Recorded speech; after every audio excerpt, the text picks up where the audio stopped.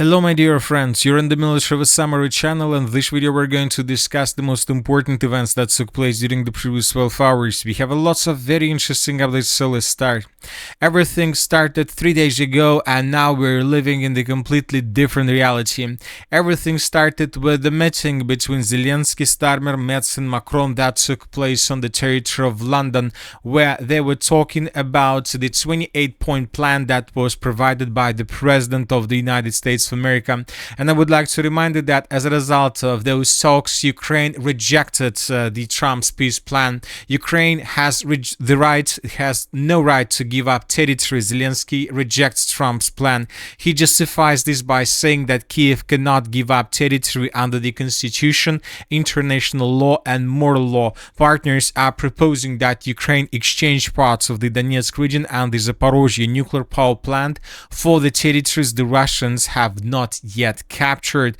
Of course, this answer was unexpected, and obviously this answer of the President of Ukraine, Zelenskyy, made the President of the United States of America very angry. And right after Zelenskyy made his statements, the President of the United States of America made his own. The interview with him was published yesterday, and during this interview, the President of the United States of America said that it's time for presidential elections in Ukraine. The understanding that Ukraine will not join NATO has been around for a long time. It's time for Zelenskyy to pull himself together and start accepting the US peace plan's proposal for resolving the Ukrainian conflict, because he's losing on the battlefield. So obviously Zelenskyy was shocked when he heard these words made by the President of the United States of America, and yesterday in the evening Zelenskyy made lots of very important statements. It seems that Zelenskyy decided to fall back. Zelenskyy said that I'm now asking the US, including Europe, to ensure security for the elections. So Zelenskyy is ready for the election process. Ukraine has no chance of joining NATO today. We are realists. We really want to join NATO. That's fair. But we know for sure that neither the US nor several other countries see Ukraine in the alliance yet, and Russia, of course, will never see us there. Zelenskyy also confirmed Trump's statement that at his first meeting with Putin, he expressed his desire to return Crimea. Maybe I said this at our first meeting, and I believe I was right. And I'll say honestly, yes, we don't have the strength for all of this today. We don't have sufficient support for all of this. The first and last person meeting between Putin and Zelenskyy took place exactly 6 years ago in Paris as part of the Normandy 4 summit. Another important statement that was made by the Ukrainian authorities during the previous 24 hours: we will have no equipment left to restore the power system if Russia strikes 2 or 3 times more. Another important thing is that Ukraine is ready for an energy truce. Ukraine is not negotiating with the Russian Federation. They show no interest. So a very interesting situation, as you can see. And today Zelenskyy, for the first time since the beginning of the special military operation, stated that he is ready for elections. But there is one important thing that I would like to point to attention. So it seems that now Zelenskyy must make this decision to accept the Russia's demands and to stop the special military operation.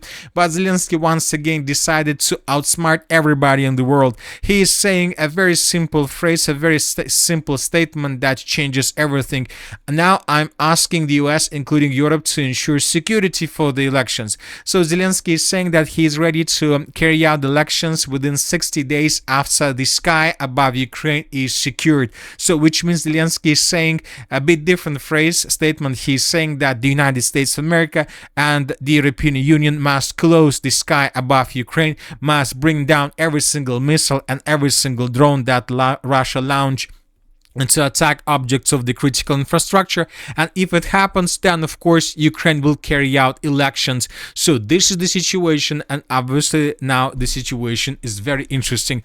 Of course, Russia will never accept any troops or foreign forces on the territory of Ukraine. By the way, today this was stated by the foreign minister of the Russian Federation, Lavrov. He said that despite the fact that Zelenskyy confirms that he is ready for elections, Russia will never accept any foreign foreign troops on the territory of Ukraine, and if anybody deploys troops on the territory of Ukraine, Russia will attack them immediately. But anyway, Zelenskyy is trying to tell us if there is no security in the sky, there are going to be no elections on the ground. So this is the point, and this is the reality that Zelenskyy is living in. Furthermore, during the previous 24 hours, the president of the Russian Federation made a very interesting statement. Russia will certainly achieve its goals for the special military operation. This is our historical territory. Absolutely. Russia was created in such a way that this has always been part of Russia. There is no question about that. It's simply a natural thing, a historical fact.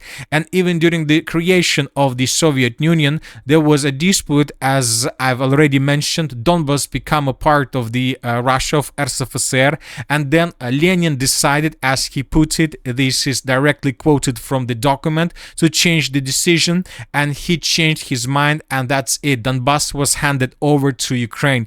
So once again, Putin stands on his position that without Donbas, without Novorossiya, he will not stop the special military operation. But Zelenskyy will not stop as well until the sky is secured and he has the possibility to carry out elections. But it seems that Zelenskyy has just one purpose: to start energy ceasefire and to survive during the winter period of time. And winter passes, and when winter passes, then he can forget about his promises and to continue fighting with the Russian Federation, because during autumn, during spring and summer, Ukraine will have much better conditions to fight with Russians. Now let's discuss the situation on the ground. And first, let's talk about the Zaporozhye direction, where the Russians continue their assault operation on the city by the name of Gulyai-Polye. During the previous 24 hours, the Russians managed to improve their positions. This is the situation by the end of the 9th, and this is the beginning of the 10th of December. We received this video published by pro-Ukrainian sources, and here we can see how Ukrainians were attacking Russians on the territory of the settlement of Gulyai-Polye. There are lots of episodes in this video, and one of the episodes was geolocated exactly in this point. The Ukrainians were attacking probably the building, which is located on the right along the city limits of the city of Gulyai-Polye, right exactly at this place. And based on this video, we came to the conclusion that the Russians managed to answer the northeastern parts of the city of Gulyai-Polye along the Donetskaya Street. Now let's move further and let's discuss the situation in the city of Mirnograd, in the city of Pokrovsk. The Russians continue offensive operation, and during the previous 24 hours, additional changes on the ground were recorded.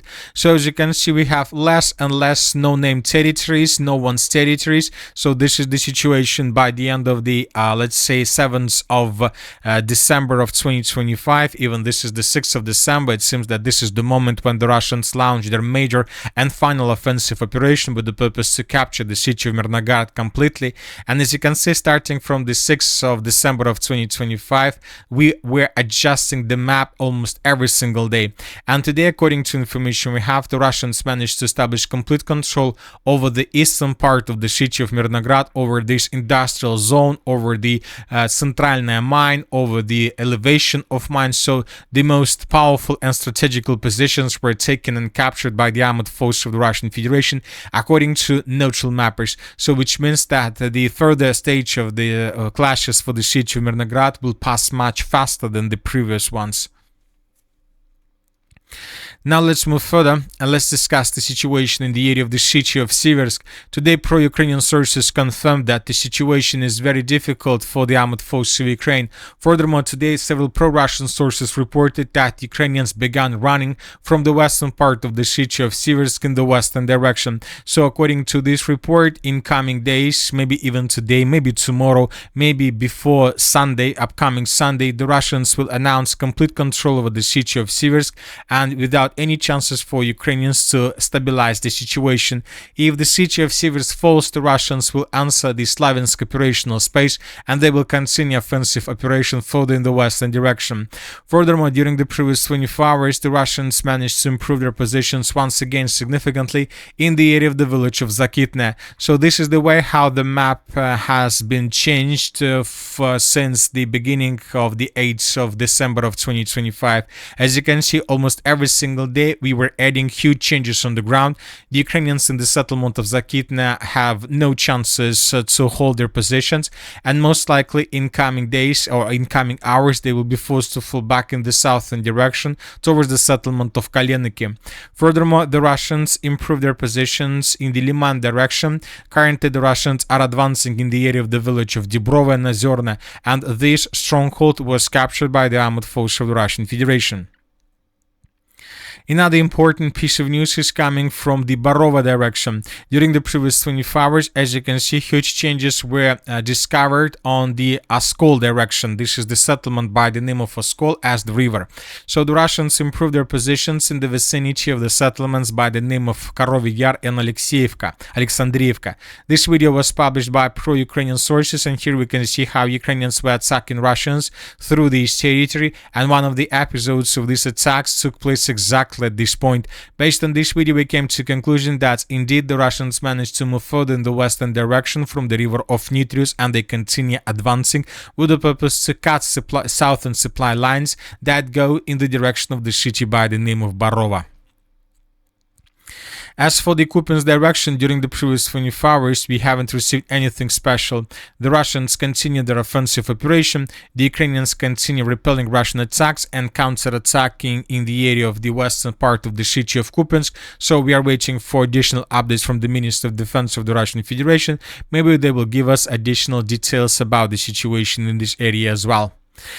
And that's it for the short video. Military Summary channel reminds that we condemn any violence in the world. Thank you for your watching. Subscribe to my channel, put your likes, join my Patreon, and have a good day. Bye bye.